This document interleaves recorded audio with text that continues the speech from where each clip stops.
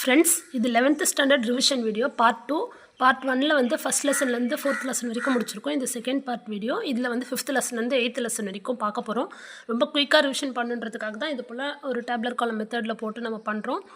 அந்த வீடியோ யூஸ்ஃபுல்லாக இருந்திருக்கும்னு நினைக்கிறேன் ஃப்ரெண்ட்ஸ். இதை பார்க்காதவங்க ப்ளேலிஸ்ட்டில் இது 2 வீடியோவை சேர்த்து போடுறேன், பாருங்கள். இப்போ பாருங்கள், இது 5th லெசன். தலைப்பு சீராப்புரம். தலைப்பு, ஆசிரியர் பேர், பிற குறிப்புகளில் இந்த நூல்வெளியில் கொடுத்துருக்க டீட்டெயில்ஸ்லாம் வந்துடும். ஸோ நம்ம இப்போ சீராப்புராணம்னா இதிலே ஓரளவுக்கு எல்லாத்தையும் கவர் பண்ணிடலாம். பாருங்கள், சீராப்புராணம் அதை எழுதினவர் உமறு புலவர். சீராப்புராணம் தான் இஸ்லாமிய தமிழ் இலக்கியத்தில் முதன்மையானது. சீரத்துன்றது அரபு சொல், அந்த வார்த்தையிலேருந்து திரிஞ்சு வந்தது தான் சீரா. சீரான்றது சீரத்துன்ற அரபு சொல்லேருந்து திரிஞ்சு வந்தது தான். அதோட பொருள் பார்த்திங்கன்னா வாழ்க்கை. புராணன்றதுக்கு பொருள் வரலாறு.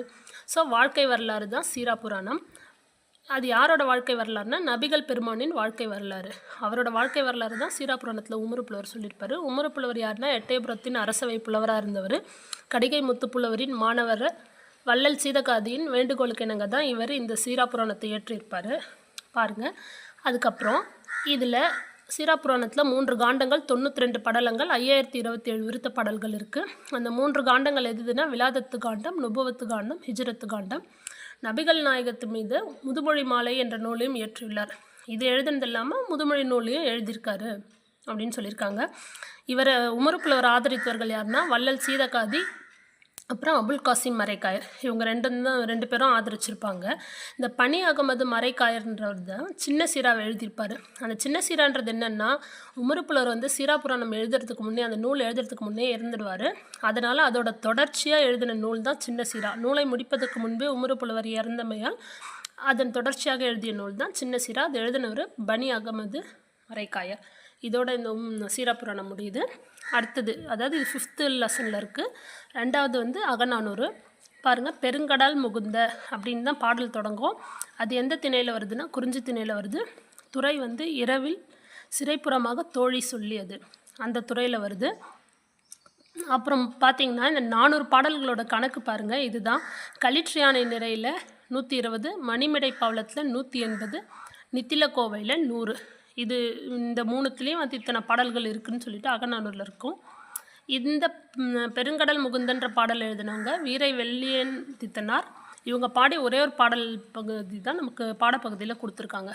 ஒரு பாட்டு தான் எழுதியிருக்காங்க, அதுவே நமக்கு பாடப்பகுதியாக வந்துருச்சு. அகநானூறு பார்த்திங்கன்னா மொத்தமாக 145 புலவர்கள் பாடிய பாடல்களின் தொகுப்பு. அதுக்கு இன்னொரு பேர் வந்து நெடுந்தொகை நானூறுன்னு சொல்லுவாங்க அகநானூரை. இது பாருங்கள், திணை, பாடல் வரிசை, எண்ணிக்கை.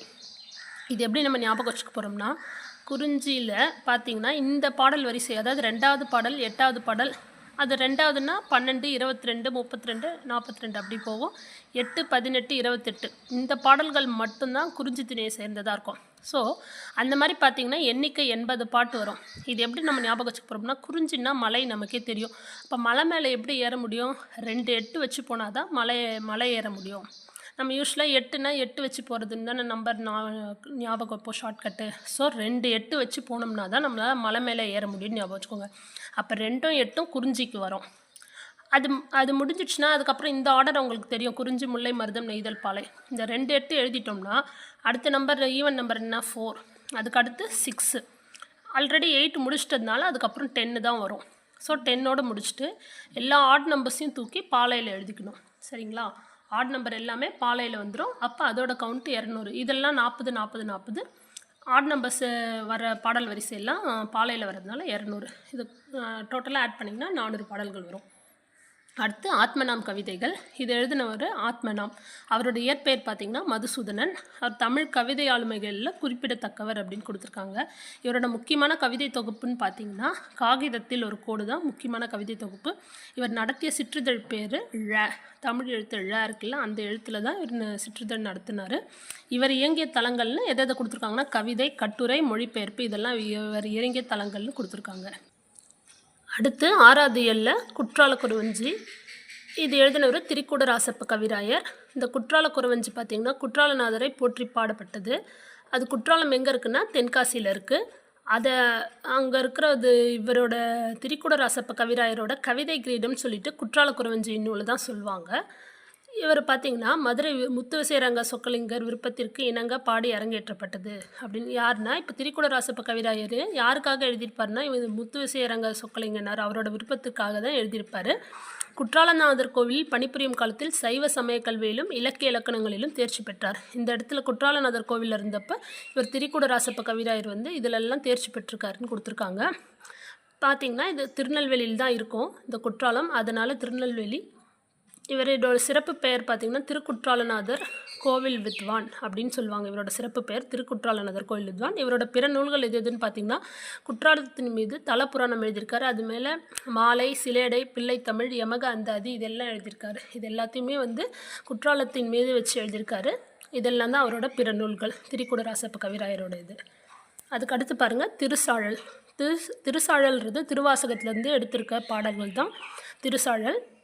இது திருவாசகம் எழுதினவர் மாணிக்கவாசகர் நமக்கு தெரியும். மாணிக்கவாசகர் யாருன்னா சைவ சமயக்குறவர் நால்வரில் ஒருவர். இவரோட ஊர் திருவாதவூர். இவர் வந்து அரிமர்தன பாண்டியனிடம் தலைமை அமைச்சராக பணியாற்றினார். பாருங்கள், சிவபெருமான் மீது பாடப்பட்ட பாடல்களின் தொகுப்பு தான் திருவாசகம். இந்த திருசாழல்னால் இது ஒரு பெண்கள் விளையாடுற விளையாட்டுன்னு சொல்லியிருப்பாங்க. அதுதான் வந்து இது ஒரு 20 பாட்டு மட்டும் திருவாசகத்தில் வரும் திருசாழலாக. திருசாழல் தில்லைக்கோவிலில் பாடப்பெற்றது. எங்கே பாடியிருக்காங்கன்னா தில்லைக்கோவிலில் பாடப்பட்டிருக்கு. அப்புறம் திருவாசகத்தை பற்றி டீட்டெயில்ஸ் கொடுத்துருப்பாங்க. திருவாசகம் வந்து சைவ சமயத்தின் 12 திருமுறைகளில் 8ஆம் திருமுறையாக வச்சுருக்கிறாங்க திருவாசகத்தை.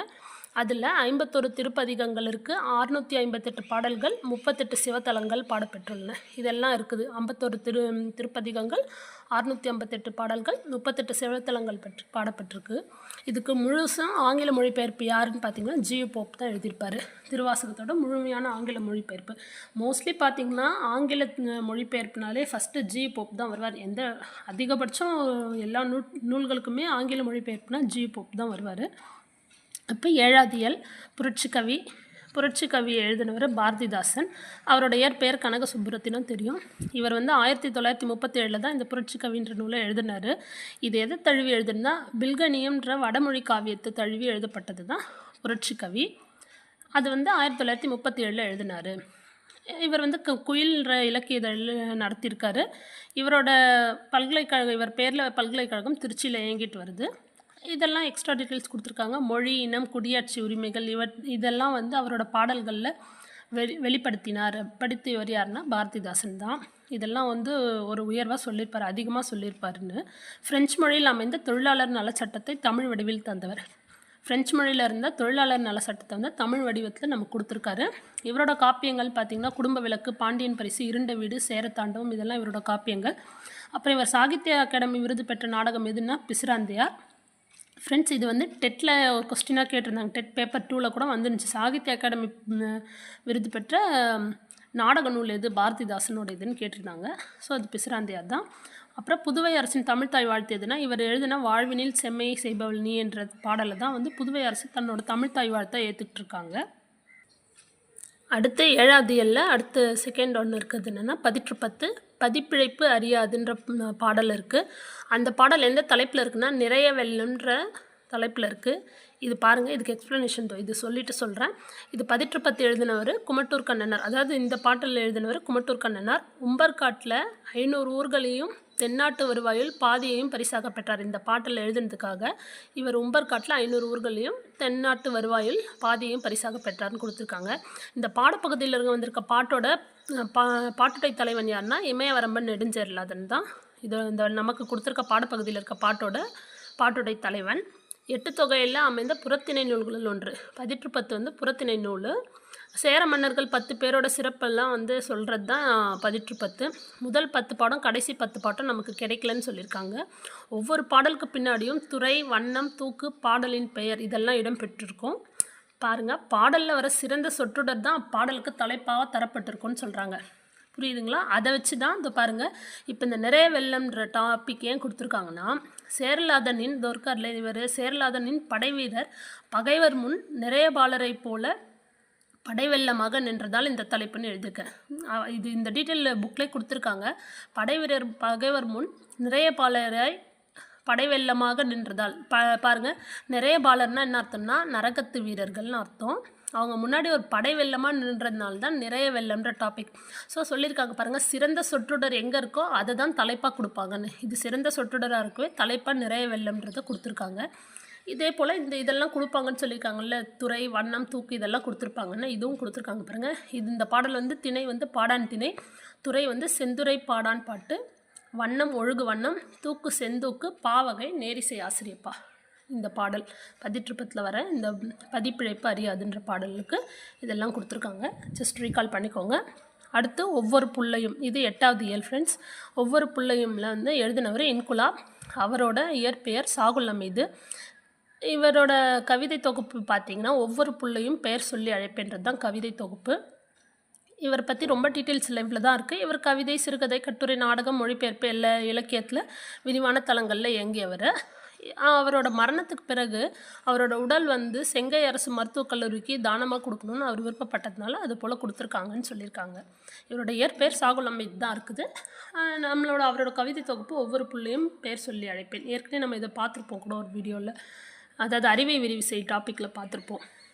ஓகே, அடுத்து தொலைந்து போனவர்கள். இதை எழுதினவர் அப்துல் ரகுமான். பாருங்கள், அப்துல் ரகுமான் யாருன்னா வானம்பாடி கவிஞர்களில் ஒருவர் தான் அப்துல் ரகுமான். இவரோட பிற நூல்கள் எதுனா பால்வீதி, நேயர் விருப்பம், பித்தன், ஆலாபனை இதெல்லாம் இவரோட பிற நூல்கள். இதில் வந்திருக்கிறது என்ன, விழுந்ததென்பாய் நீ அனுதினமும், அதுதான் வந்து பாடல். அந்த பாட்டு, அதாவது இந்த தொலைந்து போனவர்கள்ன்ற டாபிக், இந்த பாட்டு எதுலேருந்து எடுத்திருக்காங்கன்னா சுட்டு விரல் என்னும் கவிதை தொகுப்புலேருந்து தான் எடுத்திருக்காங்க. அந்த கவிதை தொகுப்புலேருந்து எடுத்து பாடப்பகுதியை நமக்கு கொடுத்துருக்காங்க. இவர் வானம்பாடி கவிஞர்களில் ஒருவர் சொன்னோம். வாணியம்பாடி இஸ்லாமிய கல்லூரியில் தமிழ் பேராசிரியராக பணியாற்றிருக்காரு அப்துல் ரகுமான். இவரோட பிற நூல்கள் இதுதான். இவர் பெற்ற விருதுகள் பார்த்திங்கன்னா பாரதிதாசன் விருது, தமிழன்னை விருது. தமிழன்னை விருது எங்கே வாங்கினார்னா தமிழ் பல்கலைக்கழகத்திலேருந்து தமிழன்னை விருது வாங்கினார். இவர் சாகித்ய அகாடமி விருது வாங்கியிருக்காரு. எதுக்காக அப்படின்னு பார்த்தீங்கன்னா கவிதை ஆலாபனைன்ற கவிதை தொகுப்பிற்காக சாகித்ய அகாடமி விருது வாங்கியிருக்காரு. இது 8th இயலில் கடைசியாக இருக்க செய்யுள் மனோன்மணியம். மனோன்மணியம் எழுதினவர் பேராசிரியர் சுந்தரனார். இவர் பாருங்கள், பேராசிரியர் சுந்தரனார் பற்றி இந்த டீட்டெயில்ஸ்லாம் கொடுத்துருக்காங்க. அவர் பிறப்பு பார்த்திங்கன்னா ஆலப்புழாயில், திருவிதாங்கூரில் ஆலப்புழாயில் பிறந்திருக்காரு. 1855 பிறந்திருக்காரு. இவர் லிட்டன் பிரபு எழுதிய ரகசிய வழின்ற நூலை தழுவி தான் 1891 இந்த நூலை மனோன்மணியத்தை தமிழில் எழுதியிருப்பார். யார் எழுதுனது? லிட்டன் பிரபு எழுதின ரகசிய வழி நூலை தழுவி வந்து எழுதுனது. வருஷம் வந்து 1891 தமிழில் எழுதியிருப்பார். மனோன்மணியம் தான் தமிழின் முதல் பாவடிவ நாடக நூல். தமிழோட முதல் பாவடிவ நாடக நூல் மனோன்மணியம். மனோன்மணியத்தில் உள்ள கிளை கதை தான் வந்து சிவகாமியின் சரிதம். படிச்சிருப்போம் இல்லையா, அதுதான் சிவகாமியின் சரிதம் வந்து மனோன்மணியத்தில் இருக்க கிளை கதை தான். இவர் பாருங்கள், இவரோட பிறப்பு பார்த்துட்டோம். திருவனந்தபுரம் அரசு கல்லூரியில் தத்துவ பேராசிரியராக பணியாற்றி இருந்திருக்காரு அப்படின்னு கொடுத்துருக்காங்க. இப்போ நூலை பற்றி பார்க்கலாம். மனோன்மணியம் வந்து ஆசிரியப்பாவால் அமைந்தது. 5 அங்கங்களையும் 20 களங்களையும் கொண்டதுன்னு கொடுத்துருக்காங்க மனோன்மணியம். நூலின் தொடக்கத்தில் கடவுள் வாழ்த்தோட தமிழ்த்தாய் வாழ்த்தும் இடம்பெற்றிருக்கிறது. சென்னை மாகாண அரசு வந்து இவர் சுந்தரனார், பேராசிரியர் சுந்தரனாருக்கு ராவ் பகதூர் பட்டம் வழங்கி சிறப்பிச்சிருக்காங்க.